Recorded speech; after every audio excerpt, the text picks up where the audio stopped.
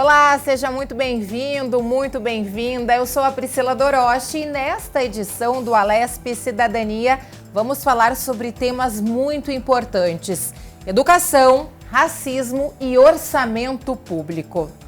Recebemos aqui no estúdio, com o maior prazer, a professora Cláudia Monteiro, que é representante da UNEGRO Americana de São Paulo. Cláudia, muito obrigada pela sua participação hoje aqui conosco. Eu que agradeço. Olá, eu que agradeço a participação. Uma grata alegria poder compartilhar de temas tão prementes na nossa sociedade. Nós que agradecemos e a alegria. O Davidson Ribeiro, professor, presidente da UNEGRO Santo André, muito obrigada pela sua presença. Olá.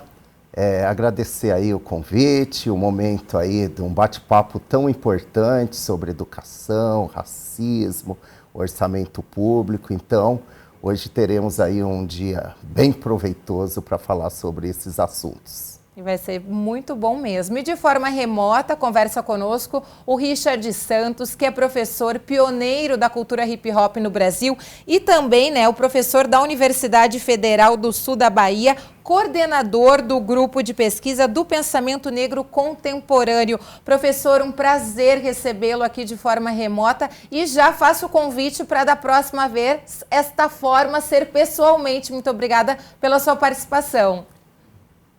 Eu que agradeço, Priscila.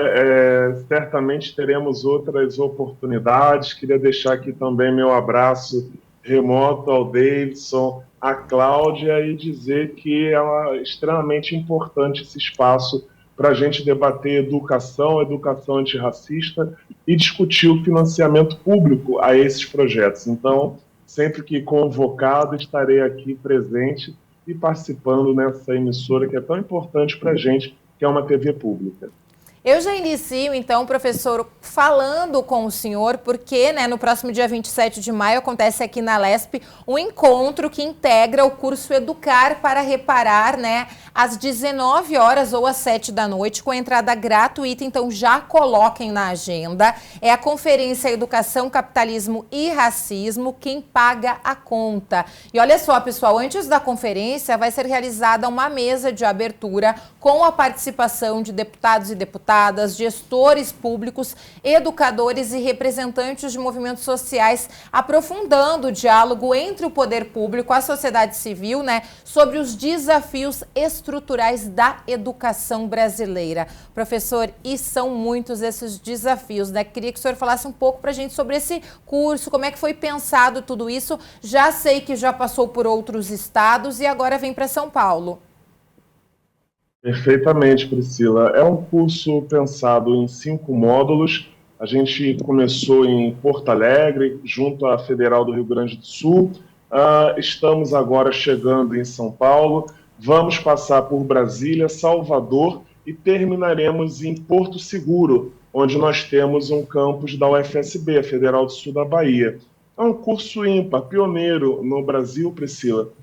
Pensado tanto pela UNEGRO Brasil, como pelo grupo de pesquisa Pensamento Negro Contemporâneo. E qual é o nosso objetivo com esse curso, que é um curso na área da extensão? É dar um passo adiante, a gente sempre discute a qualidade da educação, a que escola queremos, que universidade queremos, mas como a gente objetivamente possibilita a um gestor educacional, a um ativista comunitário, a um presidente de uma associação de moradores, a uma liderança de um grupo de mulheres, entender a educação como algo importantíssimo e discutir o financiamento dessa educação. Como fazer com que o dinheiro, os aportes cheguem para as escolas, mas para além das escolas, aquelas que levam também o que a gente chama de educação suplementar. E a gente sabe, eu tenho um conceito que eu escrevo sobre isso, que é a maioria minorizada. A gente sabe que essa educação mais ampla, ela atinge, em especial, essa suplementar, o que eu chamo de maioria minorizada, que são as populações negras no Brasil, que são também as mais precarizadas. Então, a ideia é a gente buscar um caminho para consolidar uma educação antirracista na prática. E discutir essa prática é discutir o aporte financeiro para projetos da Unegro, por exemplo, em Santo André, e nos mais variados espaços que a gente tem, não só o Negro, mas essas organizações. Por outro lado, é preciso dizer que nós temos o apoio, o financiamento via SECADI, que é a Secretaria de Educação Continuada e Diversidade do MEC, cuja professora Zara Figueiredo, a nossa secretária, tem dado total apoio a um projeto como esse, porque a gente acredita que a educação se transforma na base. E o que nós estamos fazendo, o que nós estamos propondo, na verdade, é discutir essa educação na base.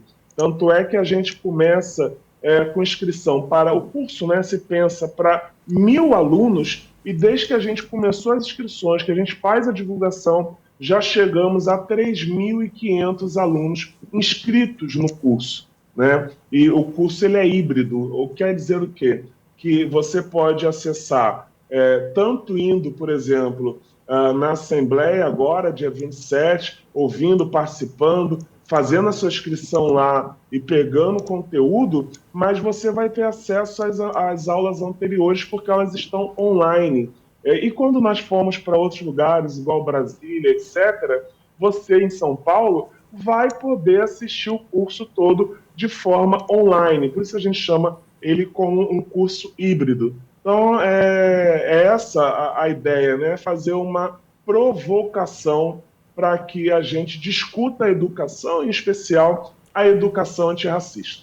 Professor Davidson e Cláudia, como é importante nessa fala do professor, tem que trazer esse debate para a sociedade e a educação na base, porque a gente sabe que na maioria das vezes, quando não tem um trabalho na educação, na base, como o professor trouxe, né, nessa fala muito bem colocada aqui para a gente, o reflexo é numa adolescência, quando está adulto. Queria a opinião de vocês da importância, né, desse debate, Davidson. Ok. Esse curso, essa formação, ela é muito importante. Ela é muito importante porque, assim, eu tenho a oportunidade, né? Tenho a oportunidade de lecionar em escola pública e privada. E a discrepância é muito grande, é muito grande. Então, assim, o que o aluno assimila na escola privada é muito superior à escola pública. Por exemplo, assim, tem a questão da evasão também. A gente tem muitos alunos, né? Nós temos muitos alunos que deixam de estudar porque tem que trabalhar, né? Ele tem que trazer o sustento para casa. Muitas vezes o aluno tem problema com o transporte, de chegar até o local, porque as escolas muitas vezes estão distantes. Então tudo isso é o quê? É falta de um orçamento adequado, de um orçamento destinado às escolas públicas, principalmente as periféricas, né? Então, esse curso, ele cria agentes, né, professor? Ele cria agentes do qual vai trabalhar, vai estudar, vai analisar e vai lutar para que esse orçamento vá para as escolas públicas, principalmente as periféricas, né? Então, é uma luta constante que nós fazemos há muito tempo, brigar por orçamento para as escolas mais periféricas, e agora a gente vai ter mais uma ferramenta, onde a gente vai poder ter outros agentes para juntar conosco e fazer essa luta mais sólida. Cláudia? Eu também quero destacar a importância na atualidade e centralizador o debate sobre a questão do aporte financeiro, o orçamento financeiro para a execução, para a efetivação de uma educação antirracista. Ele é de extrema importância, sobretudo, como já falou o professor Davidson, nas regiões mais periféricas e mais pobres, porque é lá que está o grande público que nós atendemos, o público de crianças negras, crianças que precisam dessa educação e com financiamento pesado, né? É lá, é nesse espaço, porque eles precisam ter acesso aos bens culturais, aos bens sociais, porque para ter uma educação de qualidade, de equidade, nós precisamos ofertar isso para essa população mais pobre. Aí eu quero trazer um contexto muito rápido. Ao longo da história brasileira, nós temos aí um Estado negligente, o Estado brasileiro foi negligente, sobretudo com as classes populares, na oferta dessa educação. Se houve até uma negligência com a oferta da educação para a população branca, pobre, para a população negra, ela é acentuada, porque nós temos até, na segunda metade do século XIX, um arcabouço de leis que proíbe a entrada desses alunos negros, né, de pessoas negras, aos bancos escolares. Então, há uma reparação histórica e financeira com essa população. Nós temos uma dívida, o Estado brasileiro tem uma dívida. Então, hoje, na atualidade, nós precisamos trazer esse debate, esse grande debate, que é de extrema importância, como eu já reforço aqui, para que nós possamos olhar e saber, como o Davidson já colocou, por que a população negra, a criança negra, o jovem negro, é o que mais evade desses bancos escolares? É uma pergunta que a gente precisa se fazer o tempo todo. Eu quero acentuar também que a educação por si só não muda uma realidade social, mas ela é extremamente importante para pensar sobre esses avanços nos campos sociais. Então, estamos aqui como educadores também, pesquisadores dessa temática, para salientar essa importância. Professor Richard, esse questionamento da Cláudia, acredito que seja um questionamento de todos nós, né? Por que as crianças negras são as que mais evadem das escolas?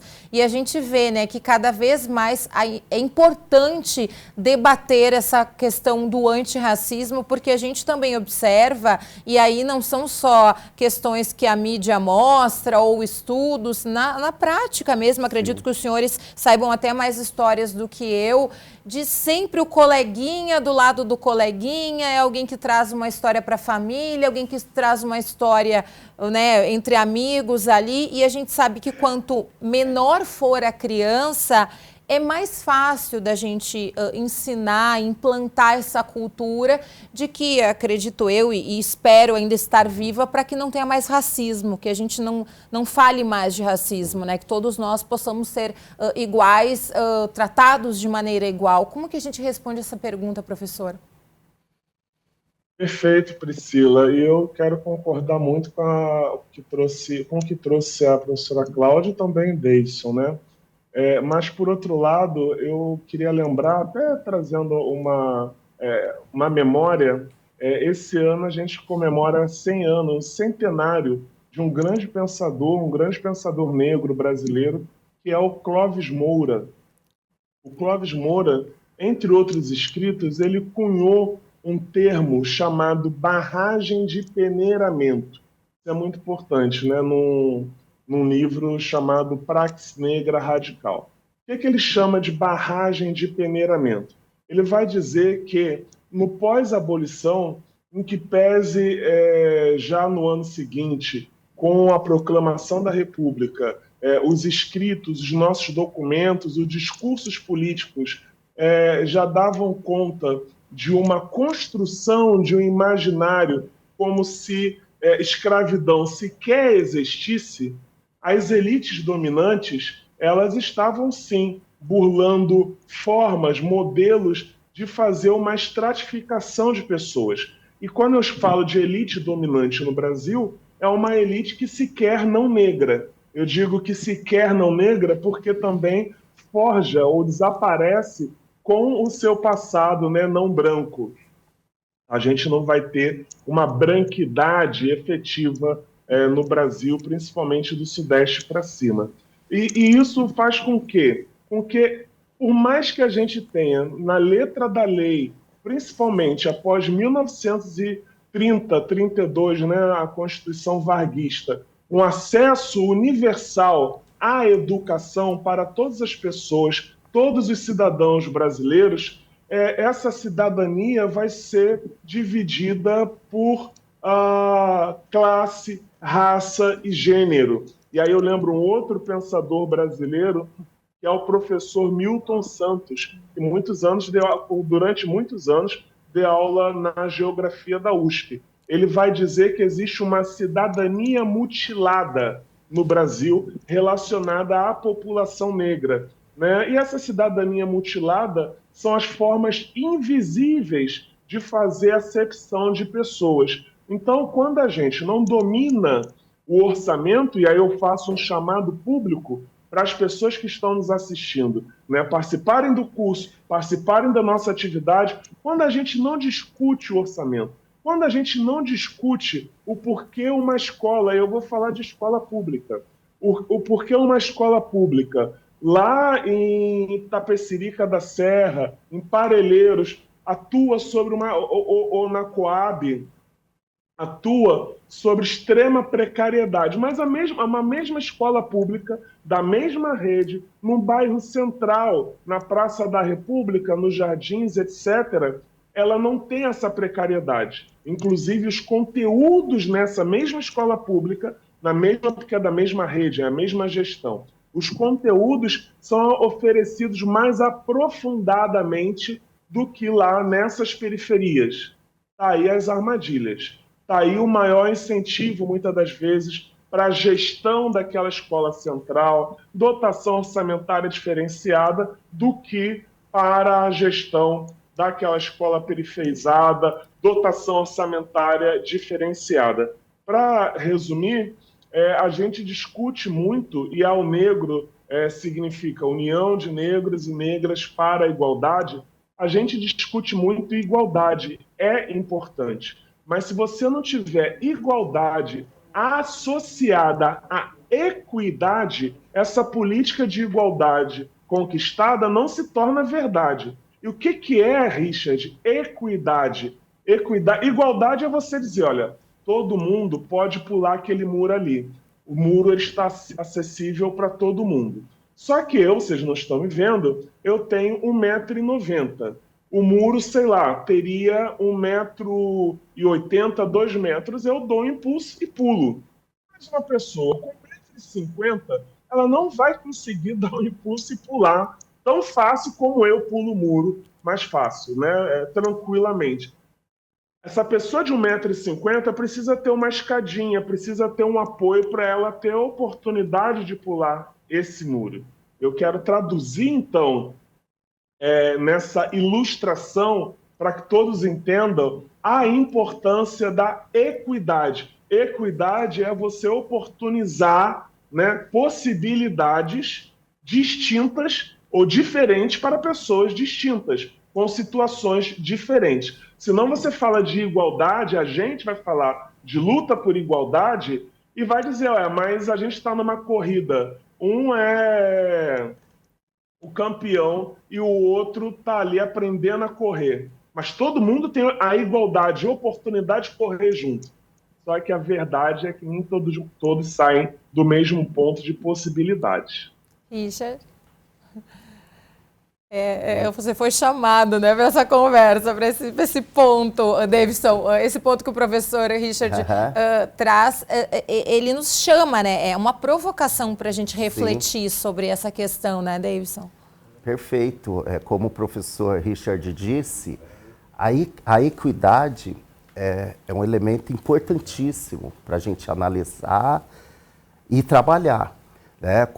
Conforme o professor estava falando, eu estava aqui já criando, né, um imaginário aqui real, né? Eu também já estava, quando ele deu o exemplo do muro, assim, eu já... E sabe o que eu pensei? Eu pensei no seguinte, a primeira fala, eu disse que há uma discrepância gigante entre a escola pública e privada. E aí o que acontece? Em algumas escolas privadas que eu atuo, às vezes o aluno da escola pública, por ser um bom atleta, tal, ele consegue a bolsa. Aí o que acontece? Ele com essa bolsa vai para a escola particular. Só que quando ele chega lá, a diferença de conhecimento, assimilação é gigante, né? Que faz com que muitas vezes ele até se deprima. Ou retorne, né? Ou desista. Isso, porque ele chega em um cenário que ele não está preparado para seguir. E muitas vezes ele começa a tirar notas abaixo e acaba retornando para a escola pública. Então, quando falo equidade, eu fiz esse pensamento olhando lá para a escola pública, que teria que estar com o mesmo nível, né? Então, se o aluno pudesse transitar para a escola particular, que ele transitasse no mesmo nível. Mas não, porque tem o quê? Como a professora disse anteriormente, tem a questão que precisa trabalhar também, que é a reparação histórica, né? Então, como movimento, a gente do movimento, nós costumamos dizer que nós somos os pedagogos da massa, porque nós estamos sempre ali passando conhecimento, ensinando, informando. Então, eu costumo dizer assim, precisamos analisar, né, a população preta, principalmente, de onde nós viemos, onde estamos e até onde podemos ir, né? De onde nós viemos, né, todos nós sabemos. Viemos aí de uma ancestralidade muito explorada, além de explorada, muitas vezes assassinada, aonde foi tirado todos os seus direitos. Então a gente vem dessa margem. Onde nós estamos? Estamos no campo de luta, a todo momento buscando soluções, né? Como o curso proposto, né, referente aos orçamentos. Então esse é o nosso momento. E onde podemos chegar? Agora, onde podemos chegar entra a questão da equidade. Se não houver a equidade, nós não vamos chegar, né? Então, foi muito bem passado pelo professor e toda a fala dele, eu fui criando toda essa análise do dia a dia nosso. Professora Cláudia?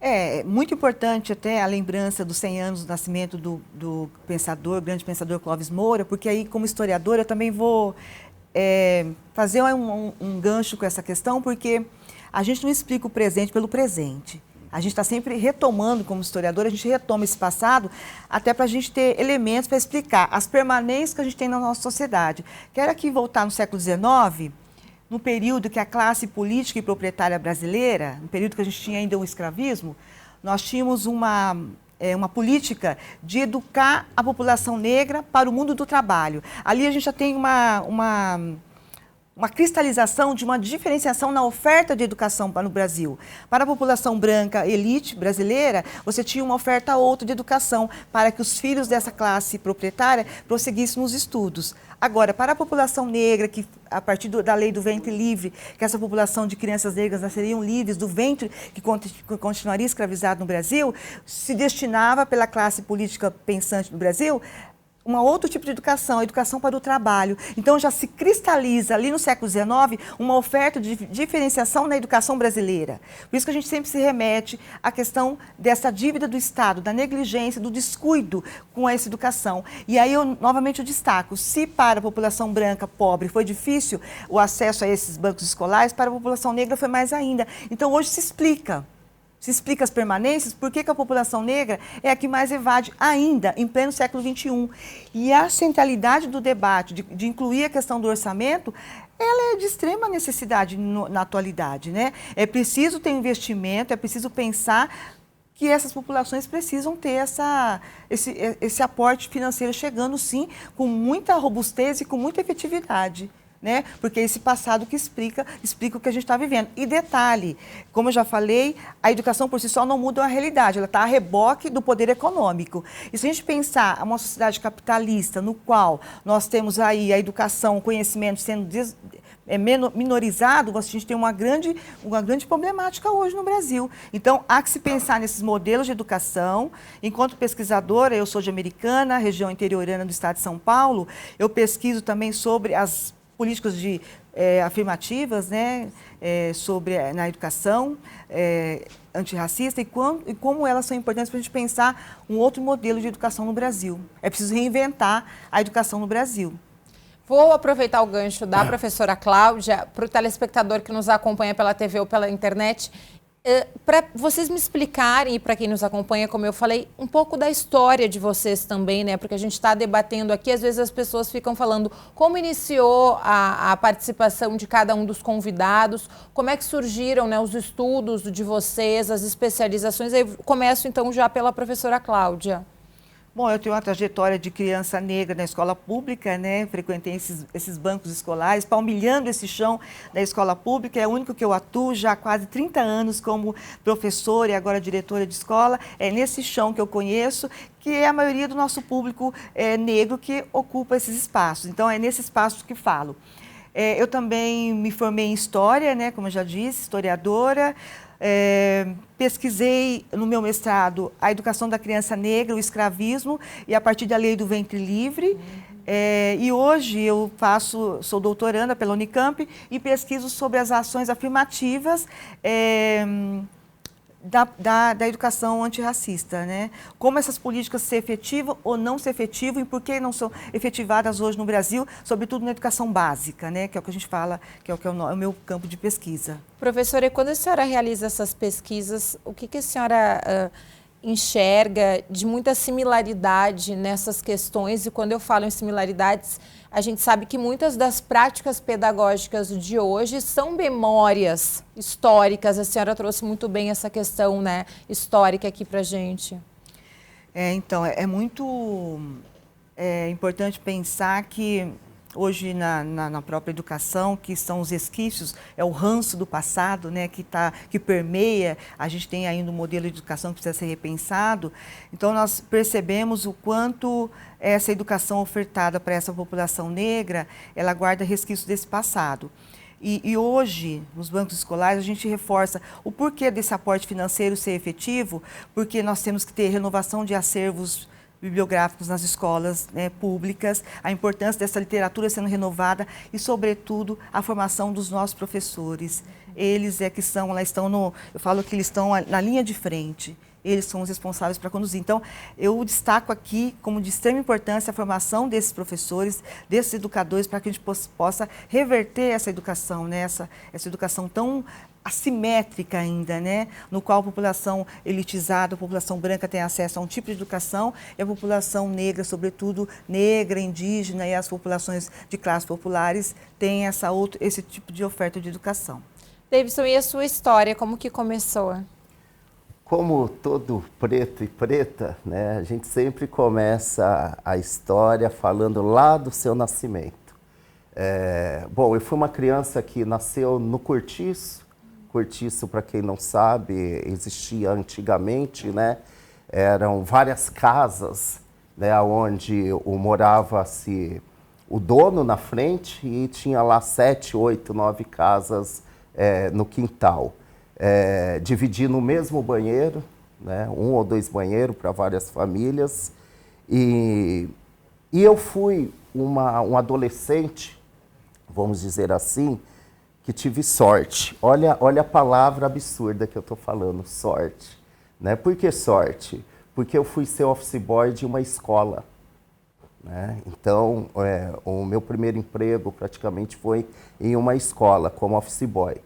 E chegando lá, uma escola particular, chegando lá eu comecei a observar que a população lá era totalmente diferente da minha pessoa e da minha família.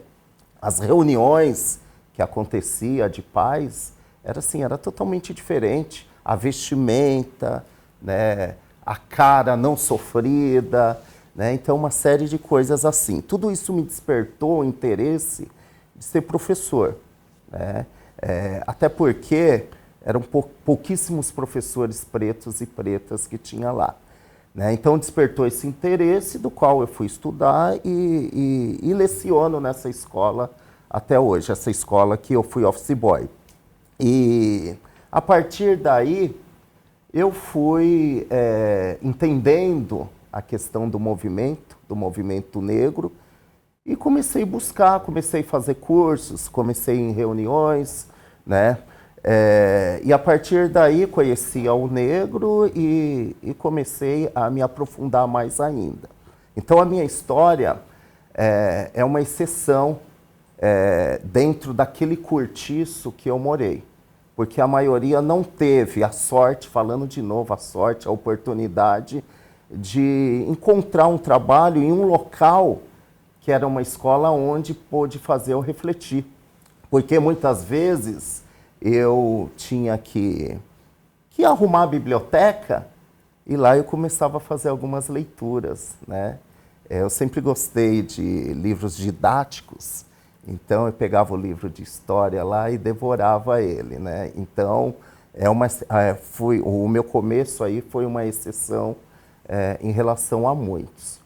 E aproveitando o gancho da professora, que ela citou, né, que os professores precisam estar também, né, dentro dessa luta, quando o orçamento vem com o objetivo de mudar, melhorar a estrutura física e também melhorar a questão de cursos para os professores. Os professores precisam saber o que é um racismo estrutural, né? Os professores precisam saber ter um olhar diferente, né? Um olhar mais analítico para aquele aluno periférico, que muitas vezes cai de paraquedas em uma escola particular, né? Então, a presença do professor nessa luta é muito importante, porque o professor, além de ser um passador de conhecimento, vamos dizer assim, ele é uma pessoa que tem o poder de negociar, de conversar, né, com os equipamentos públicos, né? Então, talvez nos últimos anos nós perdemos um pouquinho dessa ideologia e a gente precisa voltar. E os cursos, eles vêm justamente para isso, né? Se você tem um orçamento do qual você consegue colocar um curso antirracista de verdade, um curso antirracista com módulo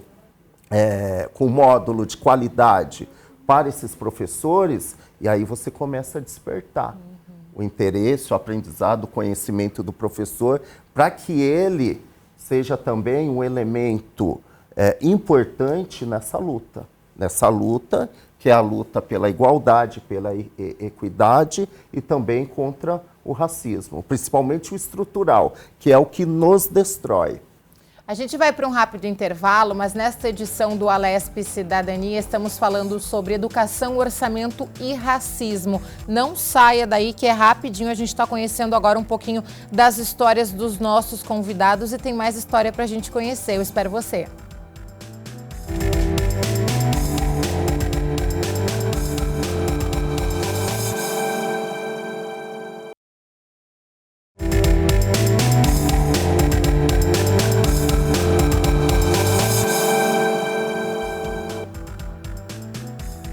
Esta edição do Alesp Cidadania já está de volta. Estamos falando de temas muito importantes para a atualidade, mas também já pensando no futuro. E a gente não pode esquecer também do passado, né? Porque influencia e muito nesses temas que nós estamos debatendo hoje: racismo, orçamento e educação. Aqui no estúdio eu tenho o prazer de receber a professora Cláudia Monteiro. Ela tem um papel muito importante, o professor Davidson Ribeiro também. E agora a gente já soube um pouco das histórias deles. A gente vai até a Bahia, porque quem está conversando de forma remota conosco é o professor Richard Santos.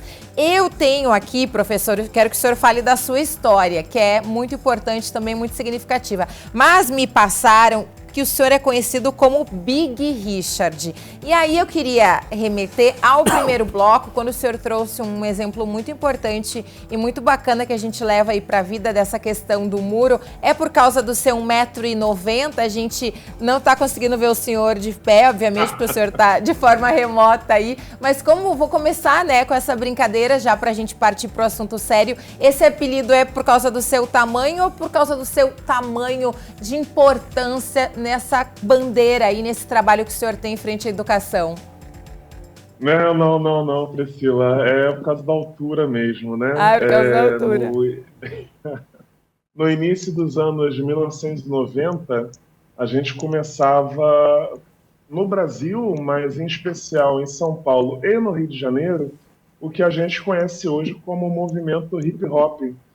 E eu, no Rio de Janeiro, tinha o meu grupo, cantava e tinha acabado de criar, junto com outros colegas, a ATCOM, Associação Hip Hop Atitude Consciente. É a primeira associação de hip hop organizada no Brasil, né? Hip hop organizado, eu digo, com CNPJ, estrutura, projetos, etc. E aí os colegas sempre falavam, seu nome é Richard. Existe o Little Richard, né? Cantor de rock, pioneiro, com 1,45 m, 1,50 m. Um negrão desse, com 1,90 m, é o Big Richard. Só que a gente não gosta. Você sabe que apelido, Priscila, pega quando você não gosta. Se alguém te Sim. coloca um apelido e você gosta, ele não pega. E aí, na época, eu não gostei, reclamava, ficamos chamando de Big, Big, Big, pronto. Aí pegou e hoje é tranquilo, é algo que, depois do movimento hip hop, e quando eu falo desses colegas, em especial quem me colocou esse apelido foi o Gabriel Pensador, por exemplo, né? Era desse momento e mais conhecido, mais famoso, o MV Bill, era esse pessoal hoje mais conhecido que vem junto comigo nessa construção. Professor, e para E em gente. São... Não, em São Paulo eu dizia o Racionais, o Taíde, eu sou dessa geração que, por falar, inclusive, em educação, em São Paulo, durante o governo Erundina, a gente teve o Paulo Freire como secretário, né, da educação e teve ali um primeiro momento de debate que a gente vai chamar hoje de educação antirracista, que era um projeto chamado RAP, Pensando a Educação. E os grupos de rap iam para a escola discutir as letras, e eu fui convidado ao Rio de Janeiro para estar. Então aí é que começa o Big Richard, figura pública, né? O Richard que virou o Big Richard.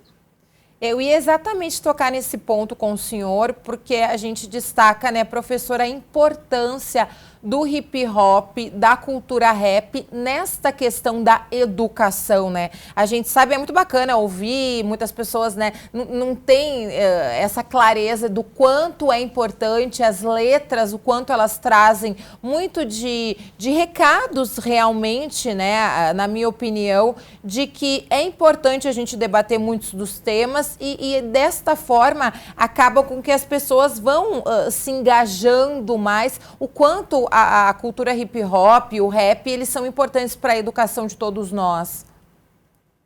Sem sombra de dúvida. E para a educação, para a reeducação, mas também para sensibilização dos jovens das periferias, como eu, sobre a importância do conhecimento, a importância da leitura, a importância de você compreender o todo, né, da sua sociedade, do mundo, para também conseguir discernir a sua realidade. Então, quando a gente começou lá atrás, ainda hoje, você pega uma letra de um Emicida, você pega uma letra do Inquérito, uma letra de rap, e a gente chama de rap com alguma consciência, né? Porque a gente sabe que tem uma pluralidade de artistas e músicos, você tem ali algo que é forjado a partir de um acúmulo. E esse acúmulo ele vem também na busca por conhecimento. Como a professora falou, você assiste um filme, esse filme te impacta, porque não é só exatamente o livro, né? Várias outras formas de entretenimento que vão te alimentar culturalmente também, em que pese eu valorize muito o livro e o livro impresso. Mas é esse hip hop que me dá caminho também para a universidade, né? Eu trabalhei durante mais de 20 anos com televisão, começando aí em São Paulo, eu sou comunicador também, passei pela MTV, pela Bandeirantes, pela Record, pela Globo, eu fiz o Fantástico enquanto repórter, e finalizo, entre aspas, né, a minha carreira na TV pública, com a criação da IBC e a TV Brasil. Em determinado momento, eu, cansado um tanto quanto da indústria cultural, falei, eu vou pegar essa minha expertise e vou levar para a academia, né? E aí é onde eu vou concluir uma graduação em ciências sociais na Unesp, aí, a Metodista de São Paulo. Vou fazer uma especialização em cultura no Brasil, história e cultura no Brasil. Depois eu faço mestrado em comunicação, já morando em Brasília, né? Na Universidade Católica de Brasília, o doutorado em Ciências Sociais, com recorte para estudos latino-americanos, na UNB, e um pós-doutorado em Cultura e Sociedade na UFBA, já aqui na Bahia. Mas com todo esse meu processo de formação relacionado à sociologia da comunicação e da cultura, Quero dizer com isso que eu nunca abandonei a cultura no âmbito do hip hop, levando a expertise que eu tive no hip hop, essa parte prática da produção, da criação e também da comunicação, em especial da televisão. É por aí que vai o meu desenvolvimento, minha formação universitária, né, superior, e até que eu faço o concurso para a Federal do Sul da Bahia, onde aqui na Federal do Sul da Bahia eu adentro e tenho a oportunidade de contribuir com a universidade, inclusive propondo e criando, estando à frente da criação do curso de jornalismo, bacharelado em jornalismo.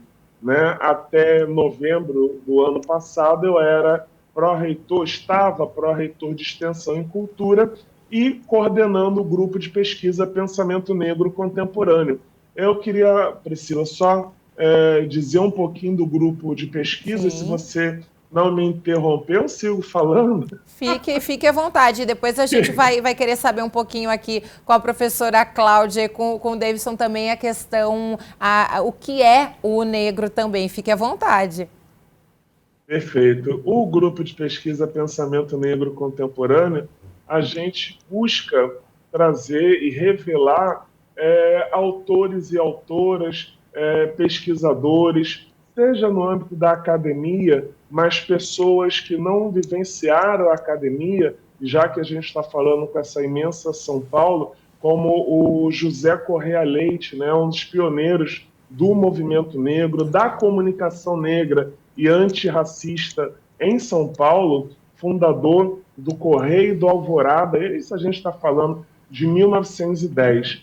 São pessoas, histórias e conhecimentos que a sociedade como um todo, as editoras, a escola não ensina. Então, no pensamento negro contemporâneo, a gente apresenta esses personagens, essas pessoas que ajudaram a consolidar o Brasil como ele é hoje, né? E a luta antirracista e a luta por uma educação plural, ela não começa hoje, como muitas das vezes acreditam os influencers, né, em seus espaços aí nas redes sociais. Então a gente busca visibilizar esses saberes, autores e autoras ainda hoje invisibilizados.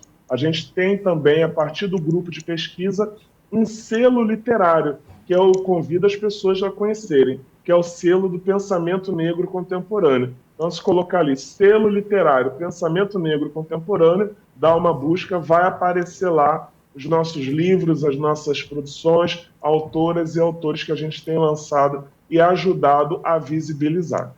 Ai, que importante esse trabalho, professor. Parabéns mais uma vez. Cláudia e Davidson, a importância da UNegro, e para quem está nos acompanhando, começou a acompanhar a partir de agora, a gente está falando nessa edição do Alesp Cidadania sobre temas muito importantes, educação, orçamento e racismo. Estamos aqui com especialistas, assim, com uma formação que eu até nem me arrisco falar para vocês, experiência de vida, pesquisa, tudo que vocês podem imaginar, eles estão gabaritados para falar sobre esses temas. E estou aqui no estúdio com dois representantes da UNegro. O que é a UNegro e como é que é o trabalho de vocês no dia a dia? A UNegro é uma entidade nacional, onde tem alguns parâmetros e o principal é combater o racismo. Combater o racismo e buscar elementos para que melhore a qualidade de vida da população preta, população periférica. Vou falar mais especificamente de Santo André. Claro. Em Santo André, a UNegro tem um formato do qual somos a entidade de negros, negras e antirracistas. É sempre bom falar dos antirracistas, porque precisamos deles também para a luta, né? A luta não pode ficar só fechado entre os pretos e as pretas. Então, os antirracistas, né? Até um convite a todos aí, sejam bem-vindos, nos procure o Negro Santo André ou ao Negro da sua cidade, para que possa fazer parte dessa luta. Então nós temos lá vários projetos do qual busca melhoria na área da saúde. Então, assim, a população preta, ela tem algumas doenças específicas, como a anemia falciforme. Então, a gente tem pessoas, né, no Conselho de Saúde, do qual está sempre ali batendo nesse tema, trazendo soluções. Também temos o Negrinos, né, e o Negrinas dentro do Conselho da Educação, onde busca melhorias ali para as escolas. Então, assim, é uma entidade que participa em oposição, né, muitas vezes, ao governo. A maioria dos governos, né, porque, assim, infelizmente, a maioria dos governos hoje não tem como uma pauta principal ou prioritária a questão da negritude, né? Então, a Unegro, ela vem nesse contraponto, sempre cobrando, né, sempre reivindicando essas questões aí, que são questões referente ao passado também, né, que já foi dito pela professora. Então, nós somos essa entidade que está sempre ali lutando por isso. Inclusive, temos um projeto bacana lá em Santo André, que chama Afro-AIE. Esse projeto, ele trabalha com adolescentes, adultos, idosos, oferecendo curso de costura, de culinária, teatro, enfim, uma série de cursos que não chega na periferia, né? Então, a Unegro conseguiu colocar esse curso lá, e dentro desse curso a gente aplica o letramento racial, né, que é uma questão muito importante para a população. E aí a gente cai novamente no orçamento, né? A importância do orçamento para poder custear todas essas formações que podem ser dadas. Professora Cláudia. Para falar da Unegro, eu vou me reportar aqui a uma pensadora, a Neuza Lino Gomes, que ela diz que o movimento negro educa. E ele me educou. A partir do meu estudo sobre a criança negra, o estudo dessa criança negra, eu me destacou sempre o aluno negro, que pouco se pronunciava na sala de aula. Foi essa criança que me levou para o negro, nessa militância. E esse aluno, abaixa a autoestima desse aluno nas salas de aula. O aluno branco se pronunciava sobre as questões raciais, mas o aluno negro não. Aí eu pensava, onde está esse incômodo? Qual é essa dor? E isso me leva, após o meu mestrado, né, meu estudo, a militar no movimento negro. Mas não negro para a gente, né, que atua no interior de São Paulo, e isso expande, a gente luta muito pelas políticas públicas, as ações afirmativas, nessa busca mesmo por mudar esse cenário que é tão difícil para essa população. Então, o nosso movimento o negro, a gente também tem se pautado naqueles que nos antecederam, pessoas, né? Destaco aqui Edson, que foi por muito tempo presidente da Unegro, Julião, a nossa parlamentar Alessi Brandão, são pessoas que nos antecederam nessa luta, que deixam um legado, então estão aí na luta ainda, né? É muito importante destacar o quanto eu venho aprendendo com essas pessoas e o quanto eu olho para o negro hoje como uma entidade nacional, que tem ramificações em vários estados e em vários municípios, né? Então ela tem crescido e esse debate tem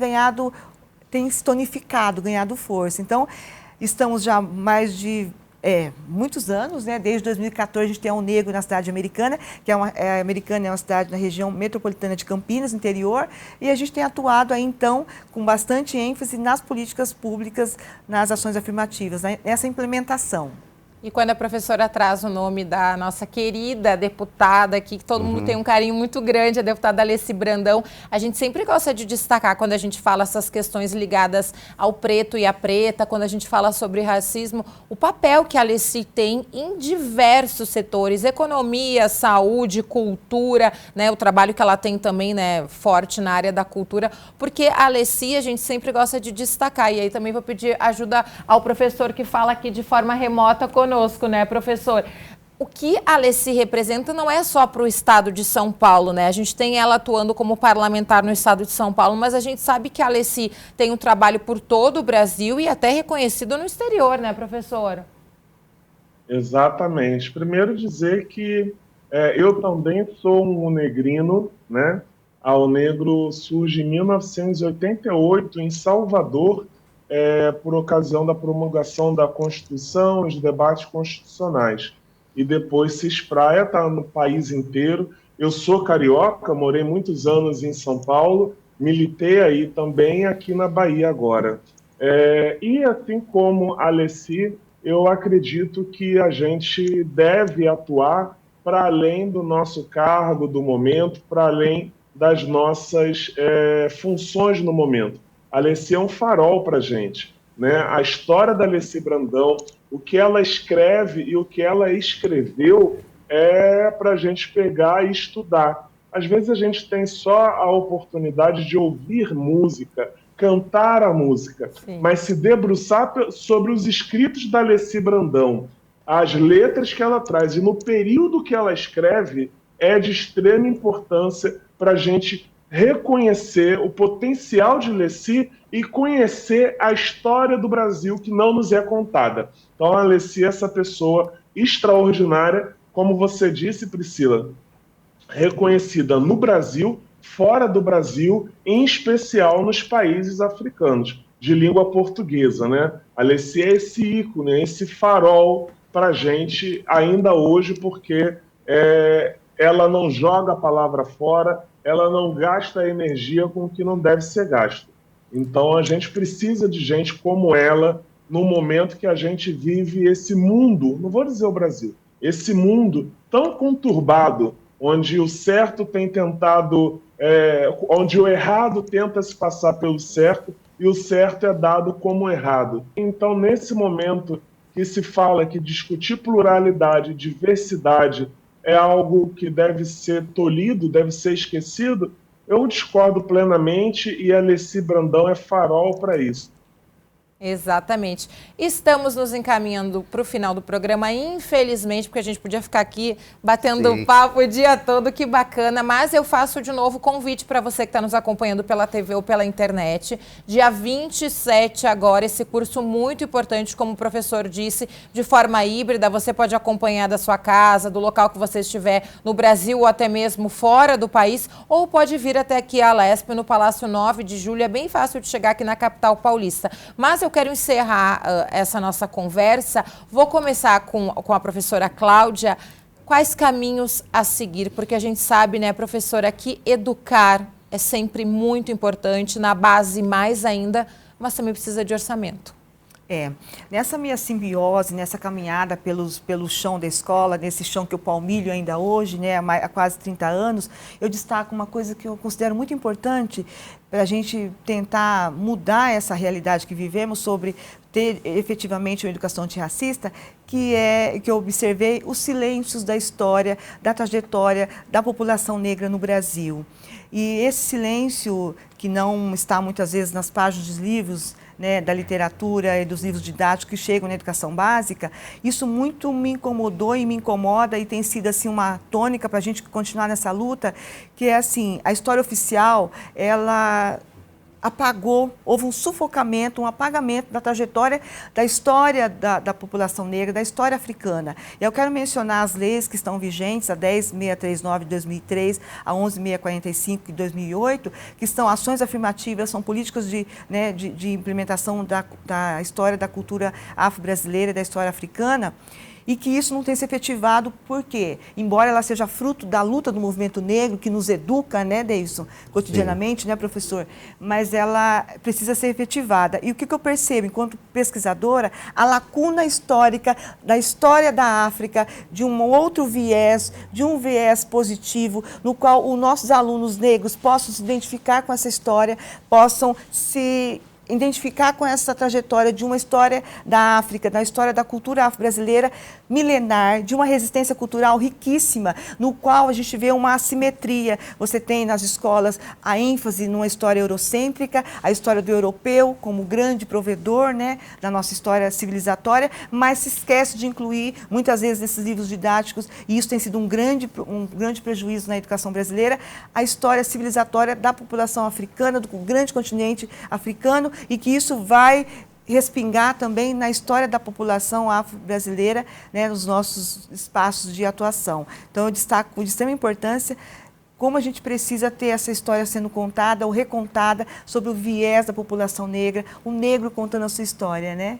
Então, acho que é destaque de extrema importância. E realmente enfatizar a importância da formação dos nossos professores, que os cursos de graduação tenham nas suas grades a inclusão dessa disciplina, rever essas políticas, né, de ações afirmativas, para que essas políticas, essas disciplinas que versam sobre a história da África, a história da cultura brasileira, sejam contempladas de fato já nos cursos de licenciatura, nos cursos de graduação, porque eles vão chegar lá nas franjas, que são as escolas públicas de educação básica das periferias brasileiras. Professor Davidson.